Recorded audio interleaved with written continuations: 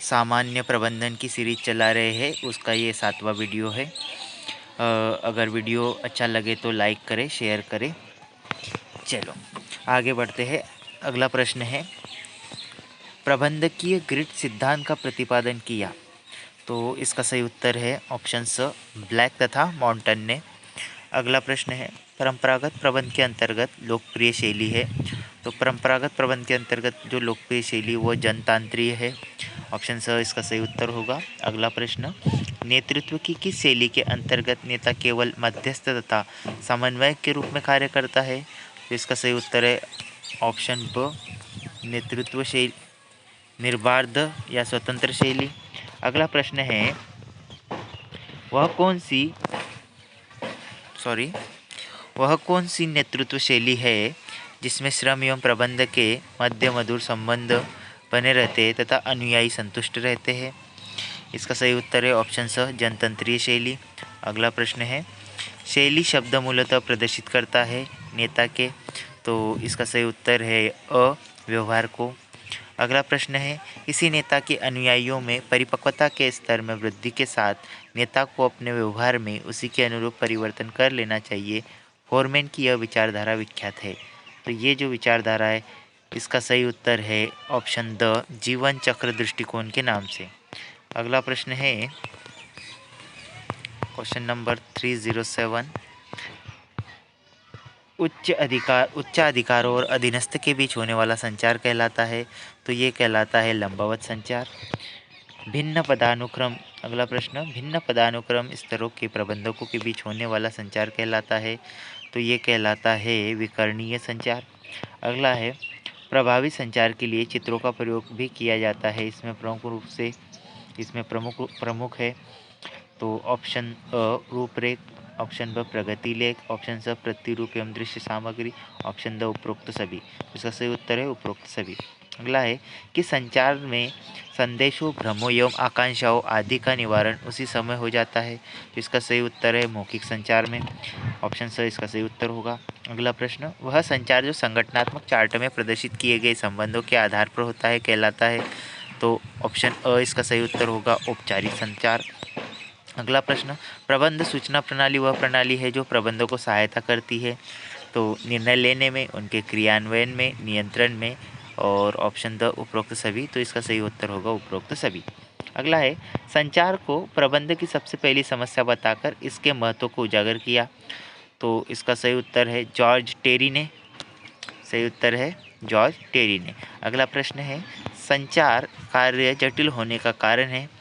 तो संगठनों के बढ़ते आकार, तकनीकी जटिलताएं, श्रम संघों का विस्तार एवं सामाजिक उत्तरदायित्व की भावना, उपरोक्त सभी। तो इसका सही उत्तर होगा उपरोक्त सभी।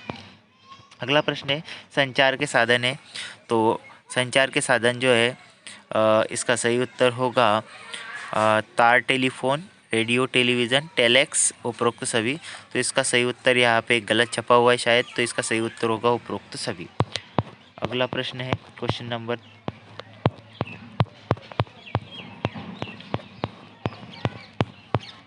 316 क्वेश्चन है, संचार अर्थों का विनिमय है यह कथन है। यह कथन जो है एलन का है।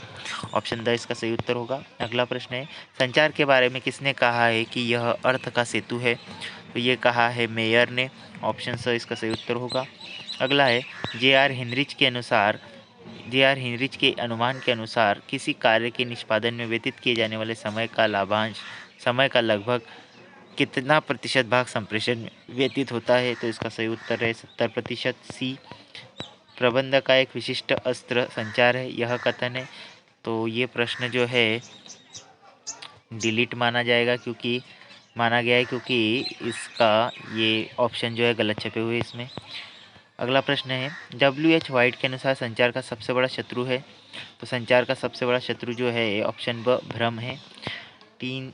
अगला प्रश्न, संचार प्रक्रिया का सरलतम रूप है। तो संचार प्रक्रिया में सबसे पहले प्रेषक, उसके बाद संदेश और प्राप्तकर्ता, ये सरलतम रूप है। ऑप्शन अ इसका सही उत्तर होगा। संचार प्रक्रिया प्रभावी मानी जाएगी जब प्राप्तकर्ता ने उसे उसी अर्थ में समझ लिया हो। ऑप्शन स इसका सही उत्तर होगा। अगला है, प्राप्तकर्ता प्रेषक कब माना जाता है। तो इसका सही उत्तर है प्रतिपुष्टि के बाद। अंगूरी लता संचार कहते हैं। अंगूरी लता संचार जो है औपचारिक वाहिका द्वारा संचार को, दूसरा ब अनौपचारिक वाहिका द्वारा संचार को। तो इसका सही उत्तर है स और ब दोनों। अगला प्रश्न है 325। प्रबंधक को कर्मचारियों की मनोवृत्तियों, प्रतिक्रियाओं, विचारों, भावनाओं तथा मनोबल की दशाओं के बारे में जानकारी मिलती है। तो ये मिलती है ऊपरीगामी संचार वाहिका से। अनौपचारिक समूह में सूचना प्रवाह कहलाता है। तो अनौपचारिक समूह में सूचना पंचार जो आड़े तिरछे, दाएं बाएं, ऊंचे नीचे, उपरोक्त सभी। ऑप्शन द इसका सही उत्तर होगा। जब संगठन को अनिश्चित वातावरण का सामना करना पड़े या बड़े परिवर्तनों के दौर से गुजरना पड़ता है, तब कौन सा संचार महत्वपूर्ण होता है? इसका सही उत्तर होगा सेती संचार। अगला प्रश्न है, अनौपचारिक संचार होते हैं। तो अनौपचारिक संचार, इसका सही उत्तर होगा स्वाभाविक, ऐच्छिक, अपूर्व कथनीय, उपरोक्त सभी। तो उपरोक्त सभी। अगला प्रश्न है, प्रभावी संगठनात्मक निष्पादन के लिए अधोगामी संचार के साथ साथ आवश्यक है। तो इसका सही उत्तर है ऊपरीगामी संचार। अंगूरीलाल संचार के कई कारणों में प्रमुख है। तो उत्तेजना या मन सुरक्षा की भावना, मित्रों एवं सहयोगों की बातचीत, ताजी सूचनाएं, उपरोक्त सभी। तो इसका सही उत्तर है उपरोक्त सभी। व्यवसाय के आचरण एवं व्यवहार की एक संपूर्ण आचार संहिता होती है। ब। तो इसका सही उत्तर है ब नीतिशास्त्र। व्यावसायिक निर्णयों में सही तथा गलत व्यवहार नीतिशास्त्र कहलाता है। यह कथन है, तो यह कथन है रोजिन बुशोल्ज का। ऑप्शन द इसका सही उत्तर होगा। अगला है, व्यवसाय की दीर्घकालीन सफलता का संबंध है। इसका सही उत्तर है नीतिशास्त्र के अनुपालन में। ऑप्शन अ इसका सही उत्तर होगा। अगला प्रश्न है क्वेश्चन नंबर 334। बिजनेस एथिक्स 1970 पुस्तक के लेखक है। इसका सही है थॉमस एम गैरेट। ऑप्शन स नीतिशास्त्र में अधिकतम खुशहाली का सिद्धांत के प्रतिपादक है। तो इसका सही उत्तर है स बेंथम। इसका अगला प्रश्न है, मनुष्य में अनेक उच्च कोटि के गुण होते हैं, इसलिए वह मानसिक प्रसन्नता से ज़्यादा खुश होता है, न कि भौतिक प्रसन्नता से। यह मत है, तो यह मत है मिल का। ऑप्शन अ इसका सही उत्तर होगा। टॉमस गैरेट किस योगदान के लिए नीतिशास्त्र विद्वानों में शामिल किए गए हैं? तो इसका ऑप्शन ब नीतिशास्त्र के सिद्धांतों में।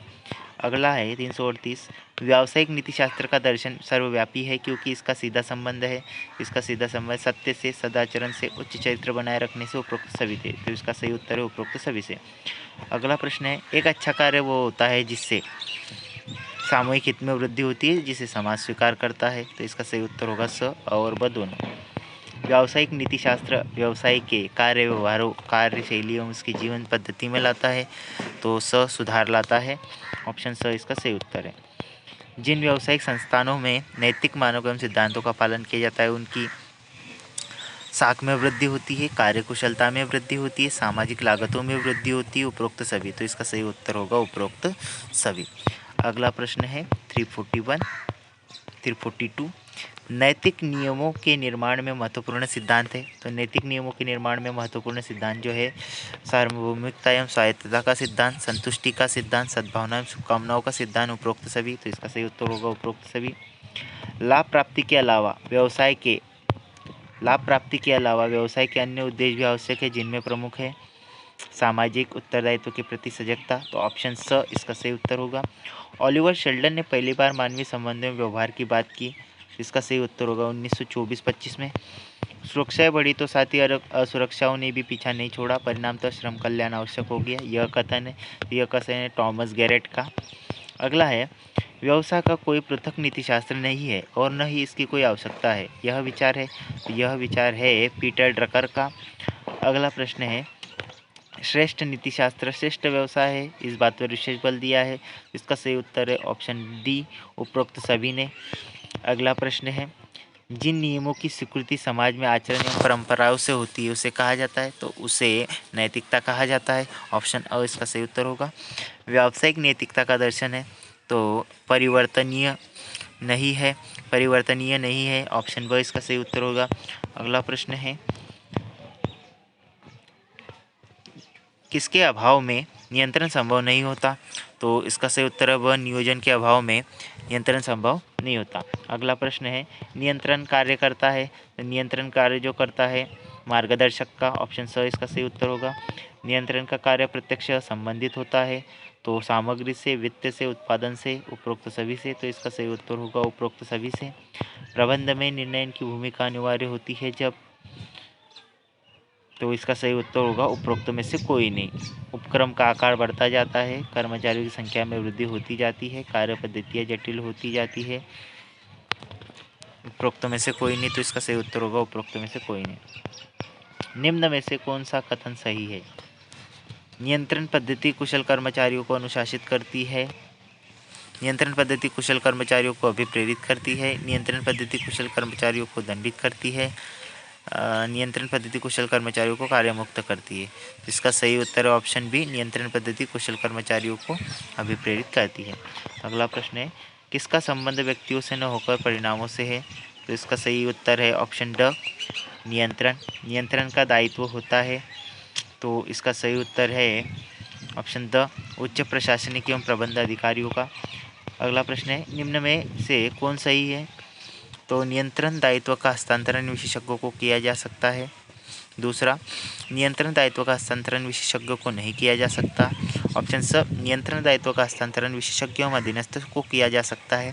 चौथा, नियंत्रण दायित्व का हस्तांतरण विशेषज्ञों में अधीनस्थ को नहीं किया जा सकता। तो इसमें कौन सा सही है पूछा है, तो ऑप्शन ड इसका सही उत्तर है। तो दोस्तों ये थे हमारे आज के टॉप 50 MCQ। इसके आगे के MCQ हम अगले वीडियो में डिस्कस करेंगे। थैंक यू, धन्यवाद।